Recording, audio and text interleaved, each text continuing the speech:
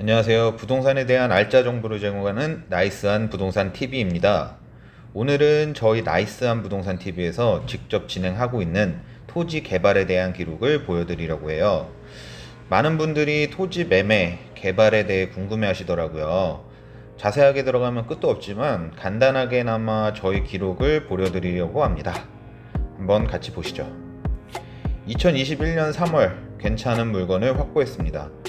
약 4,300평 정도의 땅이 물건으로 나왔는데요. 저희들은 이 토지가 공장 부지로 적합하다고 생각되어 임장을 가게 되었죠. 사진으로 보시는 것처럼 현재는 방치되어 있는 땅이었습니다.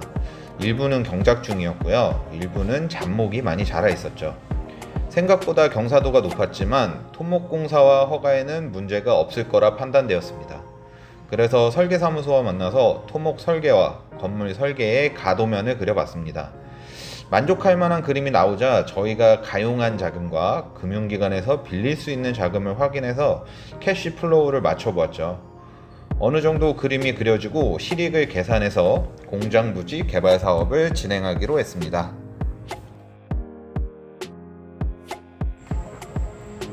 토지 주인과 토지 계약을 하고 공사 일정과 자금 조달 일정을 잡은 후 토지 잔금을 치렀습니다. 건물 공사를 진행하기 전 기초 토목 공사를 진행했어요. 잡목이 우거져 있어 벌목 후 중장비를 동원해서 흙을 파내기 시작했습니다. 전체 공정 중 가장 필요하고 가장 길었던 과정이라고 할 수 있겠네요.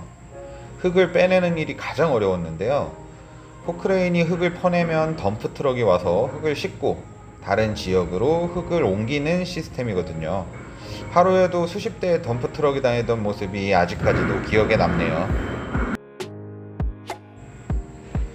최초에는 중장비가 다닐 수 있는 길을 만든 후 흙을 파냈습니다. 흙을 파냄과 동시에 절토한 흙이 흘러내리지 않게 식생블럭을 쌓기 시작했죠. 저희가 오피스텔, 빌라 등의 시행도 같이 하는데 그거에 비하면 지하를 파지 않아서 좀 더 수월하기는 했습니다. 그래도 토목공사는 정말 길었던 과정이었습니다. 공사를 시작하기 전 관공서의 허가를 받아야 되는데요. 필요한 서류를 제출하고 허가가 나야 공사를 시작할 수 있습니다. 그리고 중요한 절차 중 하나가 토지 주변 사람들과의 민원 처리인데요. 공사가 진행되면 소음이 생기고 큰 차량들이 지나다니기 시작하면 도로도 망가질 위험이 있어요. 그렇게 되면 주변 사람들이 피해를 입기 때문에 관공서에 민원을 넣습니다. 그렇게 되면 공사를 중단할 수밖에 없는데요. 민원을 해결하기 위해 한여름에 땀 흘리면서 뛰어다니던 기억이 있어요. 공사는 날씨와의 싸움이기도 합니다. 비가 오거나 눈이 오는 날에는 공사 작업이 안 돼요. 그래서 장마 기간에는 손 놓고 쳐다볼 수밖에 없었는데요.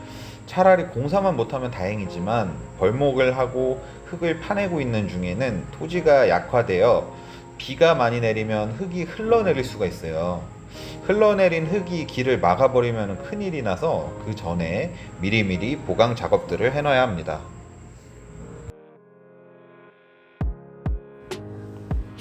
부지별 토목공사가 어느 정도 완료되면 이제 본건물 공사에 들어가야 합니다.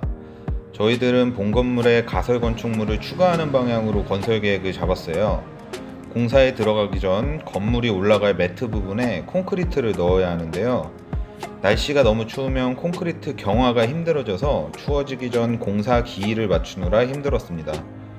매트 시공이 제대로 되지 않으면 나중에 무거운 기계 등이 들어왔을 때 바닥이 갈라져 버리는 상황이 발생하거든요.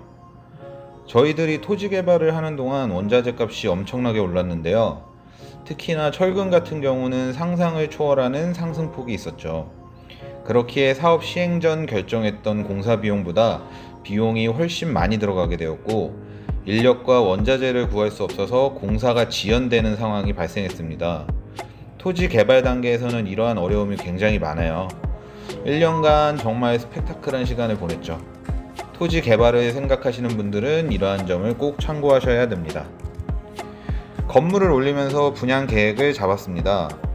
분양 대행사를 선정하고 분양 자료를 만들어서 여러 부동산의 영업을 다녔어요. 김포로 들어오려는 공장이 꽤 많기 때문에 어느 정도 수요는 있을 거라 생각했습니다. 그리고 운 좋게도 저희 부지 바로 앞으로 강화도와 하군리 산업단지를 연결하는 지방도로가 생겼어요. 공장에서 가장 중요한 요소 중 하나가 이동의 편리성이거든요. 물류 등의 이동이 편해야 공장들이 잘 발달할 수 있답니다. 분양을 시작하면서 러시아와 우크라이나의 전쟁이 터졌습니다. 그래서 원자재 값이 또 올랐고 고스란히 공사 비용으로 반영이 됐어요. 기름값도 엄청 올라서 중장비 운영비만 하루에 수백만 원씩 나가게 되었어요. 저희가 예상한 것보다 수익이 굉장히 많이 줄었지만 그래도 원자재 절감 없이 공장은 순조롭게 올라가고 있습니다.